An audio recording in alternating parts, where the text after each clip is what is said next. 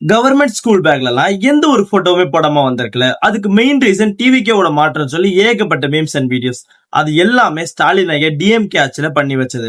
அதே மாதிரி school books எல்லாம் இந்திய அரசியல் அமைப்புன்னு சொல்லிட்டு ஒரு ஃபர்ஸ்ட் பேஜ் ஒண்ணு இருக்குல்ல, அதுவுமே ஸ்டாலின் ஐயா பண்ணதா. டிவிகே ஆட்சியில அது எதுவுமே பண்ணல.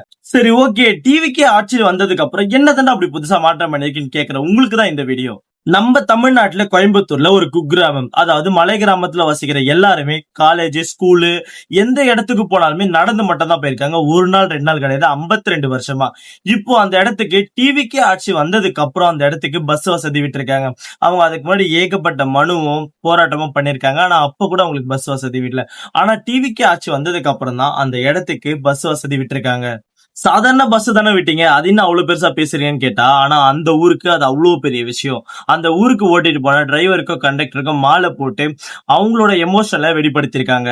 எந்த ஆட்சியிலுமே கிடைக்காத ஒரு ஃபெசிலிட்டி இப்போ அந்த ஊருக்கு கிடைச்சிருக்கு. இது ஒரு நல்ல மாற்றம் தானே.